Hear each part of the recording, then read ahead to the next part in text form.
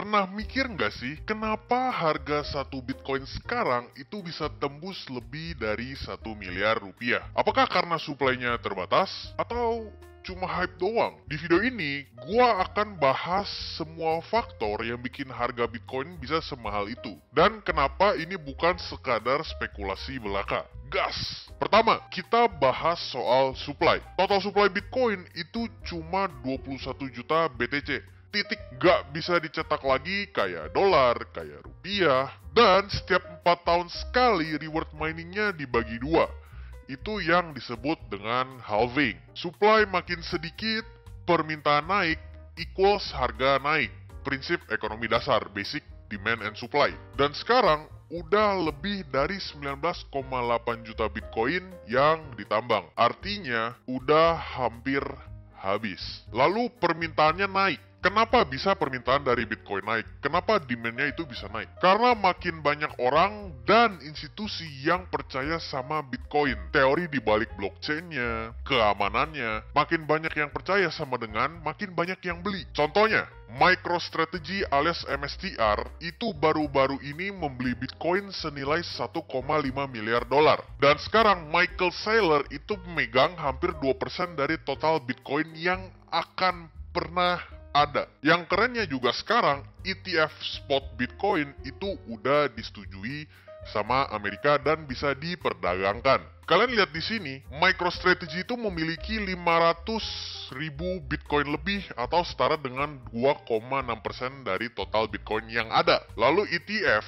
itu ada 1 juta Bitcoin lebih alias 6%-an. Cukup besar dibandingkan dengan seluruh Bitcoin yang ada. Orang-orang udah mulai ngeliat Bitcoin bukan cuma buat trading doang, tapi sebagai penyimpanan nilai alias store of value. Ya bisa dibilang kayak emas, tapi versi digital. Nggak bisa dipalsuin, nggak bisa diatur pemerintah, nggak bisa dicetak ulang. Bitcoin juga punya nilai terhadap inflasi. Di saat uang fiat makin banyak dicetak, nilai uang kita makin turun. Logikanya, ketika kita punya 100 juta rupiah, tapi pemerintah cetak uang triliunan rupiah, value dari 100 juta kita itu semakin lama semakin menurun. Itu yang disebut dengan namanya inflasi. Itu yang bikin orang nyari aset lindung nilai, alias hedging. Bitcoin jadi alternatif karena dia deflasi dan transparan. Maksudnya deflasi itu apa? Misalnya, harga rumah di 2015 dibandingkan dengan harga rumah di 2025, kita kalau beli pakai Bitcoin itu harganya jauh lebih murah dalam bentuk Bitcoin ya. Misalnya,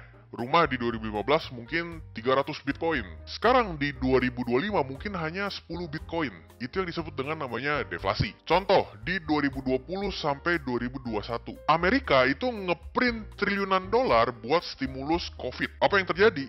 Bitcoin itu pumping ya. Dari 300 jutaan dolar sampai 900 juta dolar hanya dalam 1 tahun. Lalu ada juga faktor psikologi dan naratif. Bitcoin itu yang tadi gue bahas disebut sebagai emas digital. Naratifnya itu penting banget buat ngedorong harga ya. Naratif emas digital. Contoh naratif lain kayak Bitcoin jadi aset anti bank sentral. Bitcoin itu buat financial freedom. Naratif ini didorong terus sama komunitas plus media maupun sosial media juga. Bikin permintaan makin naik. Adopsinya juga makin gila, bos. Contoh, negara kayak El Salvador itu udah jadiin Bitcoin sebagai legal tender. Alias lo bisa beli apapun di El Salvador menggunakan Bitcoin. Aplikasi-aplikasi kayak Cash App, PayPal, Strike itu juga udah integrasi Bitcoin. Jadi sudah dipakai sebagai alat pembayaran. Bahkan ya, negara-negara Afrika dan di Amerika Selatan itu udah mulai adopsi Bitcoin buat lindungin rakyatnya. Dari apa? Ya pastinya dari inflasi. Mungkin karena mata uang mereka nggak kuat, sedangkan Bitcoin lebih stabil dari mata uang mereka. Jadi ya mereka bisa mulai adopsi si Bitcoin. Dan ini semua masih awal banget. Masih banyak negara yang belum masuk. Jadi untuk growth-nya, untuk roadmap Bitcoin itu masih sangat panjang. Yang kerennya ini ada teori super cycle juga. Ada yang percaya kita itu masuk ke fase Bitcoin super cycle. Yang artinya harga BTC nggak cuma naik karena supply-nya berkurang disebabkan oleh halving, tapi karena banyaknya faktor gabungan. Mulai dari adopsi massal, institusi besar, krisis global yang ngehantuin kita di 2028 nanti, dan penurunan kepercayaan terhadap fiat. Makanya muncul prediksi liar.